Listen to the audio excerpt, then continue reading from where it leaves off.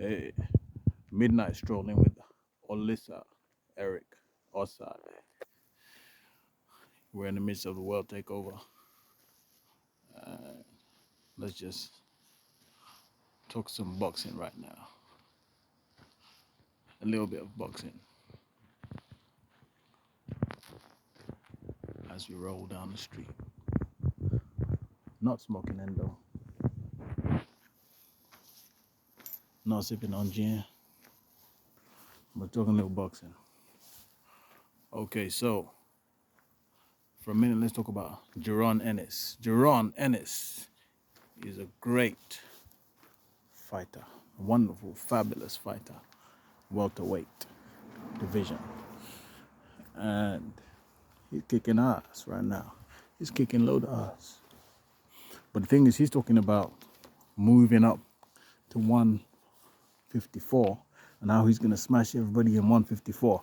But it's too premature to be talking like that. It's too premature to be talking about what you're going to do in 154, who you're going to smash up in 154 when you haven't even yet smashed up anybody of note at 147 where you preside.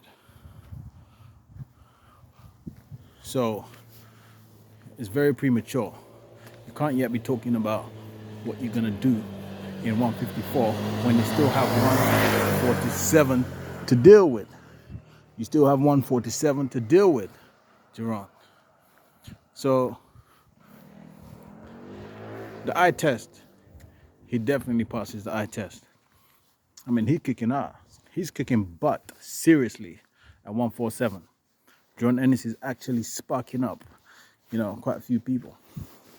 But the thing is, he hasn't done it to the upper echelon yet. Even the mid echelon. He's yet to even face a so-called gatekeeper. So to begin to talk about who you're going to smash up at 154 is just way premature. It's just not time yet to begin that kind of conversation. You have to delay that speech a little bit. Brother, you're doing good. You're doing good. If I watch JARON, anybody who knows boxing can see that he's a good fighter. But there's so many nuances to boxing. It's not just, you don't just walk in the ring and think, just because I did this, I did that, that means tomorrow I'm going to spark up Errol Spence and you're going to spark up Bud Crawford and you're going to spark up. Do it then. Do it. But before you do that, no. In fact, you can believe that. You have every right to believe that because that's your weight division. But the thing is, before you get to that point, you have to at least get near that point. And no way can you already be jumping at, I'm going to deal with everyone. Once I do this, then I'm going to hit everybody at 154. No. You eat your rice first before you touch the meat, before you even go anywhere near dreaming about the salad. Let's get things one at a time, even two at a time.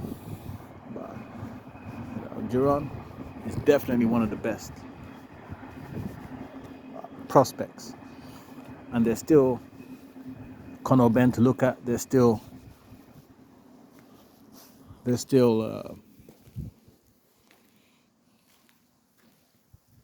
avenues to look at.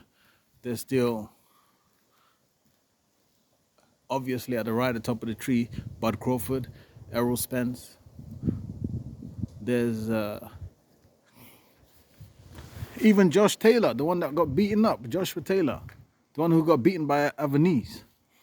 Just because he's lost, or even Cobbs who got, just because someone got beaten by someone else doesn't mean you're going to beat him up. It's easy to say. This is what boxers always do. Oh, this guy got beaten. Oh, yeah, he already took a loss by this guy. Fine. But it wasn't you who beat him. It wasn't you who beat him. So you go deal with that one. When you've beaten him up, then come and talk. Or beat someone above him. Or beat quite a few above him. This is the thing about boxing. Boxing isn't just linear. It's not straightforward.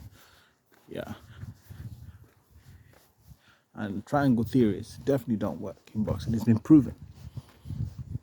And triangle theories have been disproven.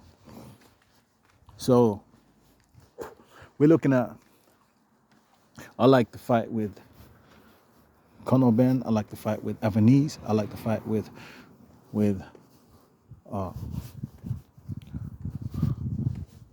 quite a few, even Rashidi Ellis.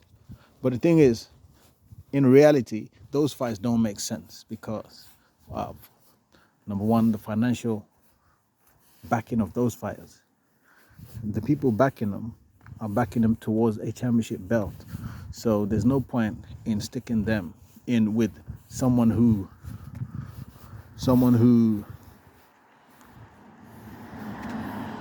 could ruin that so early. You might as well have that championship fight and lose there if you're going to lose. Or if you're the one to win the championship fight and defend it against someone like that. So you both make a good drink. So it even makes sense that, look, fighters of such prospective caliber shouldn't be prematurely thrown to the young lion, so to speak. It makes sense. It doesn't mean you're a pussy, strictly speaking, in terms of business or in terms of the chess moves of boxing. But in terms of the pugilistic, purely fistic dimension and aspect of boxing, yeah, the person automatically falls into the category of pussy, unfortunately. You know, because of course he's still a duck. A duck is still a duck.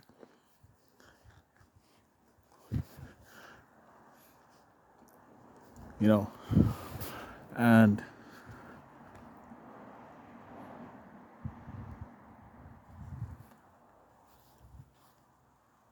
a duck is still a duck. A duck is still a duck. You know, Conor Ben is there. ENNIS is there. All those fighters are there. But we really can't expect those fighters to be on the table for someone like JARON ENNIS right now. So he needs to find his way up closer to the top and just bide his time. He needs to make his mark. Just be that devastating, be that commanding, do what you have to do to force your way to the echelons of the higher realms in the game. But it's not time to talk about 154 until you do that. And once you've done that, then come and see the Boxing Kings right at the top. This is Imperial Kingdom with OLISA Eric OSSAI.